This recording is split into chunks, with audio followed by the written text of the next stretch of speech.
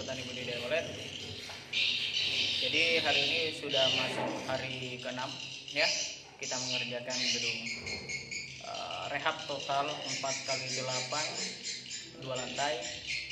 Ini sudah hari ke-6 dan progres sampai hari ini kita sudah mulai berada di tahap-tahap akhir pengerjaan. Insya Allah target 2 hari ke depan mungkin kita sudah bisa rampung di gedung yang satu ini.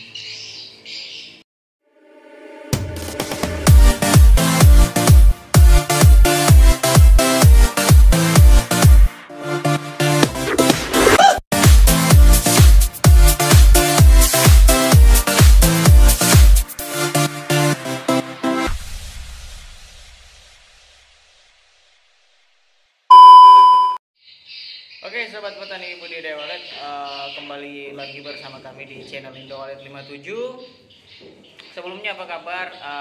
Kabar saudara, hari ini hari Jumat 12 Februari 2020 ya, 2021. Nah, oke sobat petani budidaya walet, jadi di hari ke-6 ini kita sudah berada di proses tahap-tahap akhir pengerjaan dan informasi bahwa gedung yang satu ini kita rehab total.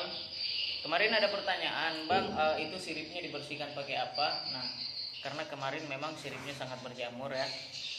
Yang pertama yang tentu kita lakukan adalah pencucian pada sirip. Kita gunakan air dan tentu itu butuh pengorbanan karena mencuci sirip yang sudah kronis itu memang sangat menyiksa ya, khususnya bagi teman-teman yang lagi membersihkan karena itu debu akan masuk ke mata. Jadi yang pertama adalah butuh pengorbanan dan tentunya harus butuh ketelitian ya agar jamur yang ada itu bisa betul-betul bersih. Nah, by the way kita sudah share kemarin di video sebelumnya tahap-tahap yang kita lakukan di gedung ini untuk membersihkan sirip, jadi silakan ditonton. Dan di video kali ini kita akan sedikit berbagi masalah rehab yang mungkin ini menjadi dilema bagi teman-teman yang ingin melakukan rehab ya. Ini untuk teman-teman yang sudah punya gedung ya, dan gedungnya sudah mulai ada populasi tetapi perkembangan tidak maksimal ya. Terkadang kita mempunyai pilihan untuk merehab, khususnya yang memang gagal total, itu merehab ya, rehab total. Dan pertanyaan ketika kita ingin melakukan rehab total, pertanyaan yang pertama adalah apakah burung tidak akan kabur? Karena kita melakukan perubahan 100% di dalam gedung ya. Nah, ketika muncul pertanyaan itu, Bang, kira-kira burungnya tidak kabur tidak ketika kita akan melakukan rehab? Apalagi yang total. Sama seperti ini, kita sirip semua kita bersihkan, otomatis sarang kita buka, populasi terganggu, jelas, itu jelas. Nah, tetapi di sini kita punya sedikit cara, tips, mungkin ini bisa menjadi referensi buat teman-teman yang ingin melakukan rehab. Tetapi tidak dapat dipungkiri bahwa memang ketika kita melakukan rehab, tentu kita punya risiko besar untuk membuat burung kabur, jelas, itu jelas. Kita punya resikonya sangat besar agar burung itu tetap bertahan. Itu 100% mungkin kita tidak bisa membuat burung yang sudah ada di dalam gedung itu kembali 100% ketika kita melakukan rehab total. Itu secara akumulasi itu kita tidak bisa mencapai 100%. Nah, bagaimana cara untuk meminimalisir? Artinya burung yang sudah ada, populasi yang sudah ada di gedung itu tidak kabur ya, tidak kabur semua ya. Jadi tips yang pertama yang kita lakukan di gedung ini, yang pertama adalah masalah waktu pengerjaan. Di sini kami melakukan waktu pengerjaan itu sehari itu paling tinggi 4-5 jam kita di dalam gedung. Artinya kita memilih waktu yang tepat untuk masuk ke dalam gedung itu ya ketika burung sudah keluar dan sebelum burung pulang kita melakukan pengerjaan.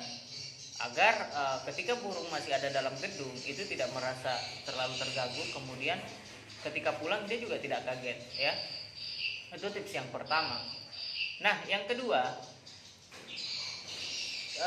kita mengerjakan ruangan yang populasinya paling sedikit dulu, karena jika kita mulai dari populasi yang besar itu kita membutuhkan waktu yang cukup banyak untuk mengerjakannya kan. Artinya burung yang sudah berada dalam gedung itu cukup lama merasa terganggu. Tetapi ketika kita mulai dari populasi yang kecil, contoh di lantai 1 atau lantai 2, tetapi saran saya mulai dari bawah agar burung yang di atas itu tidak terlalu terganggu. Kemudian pengerjaannya ya bertahap, jangan langsung bongkar total semuanya. Ketika ini di garis bawah ya, ketika Anda masih mau burung yang ada di dalam gedung itu memang kembali ya, artinya kita meminimalisir. Tetapi kalau memang Anda sudah berjudi bahwa tidak apa-apalah, yang hilang biar saja, nah itu lain lagi cerita. Kalau misalnya kita mau yang hilang ya biar aja hilang gitu kan, itu lain cerita. Mau lakukan pembongkaran total langsung tidak apa-apa. Tapi ketika Anda mau artinya mempertahankan gedung yang ada dalam gedung juga sembari mengerjakan gedungnya, nah itu Anda bisa menggunakan cara-cara ini.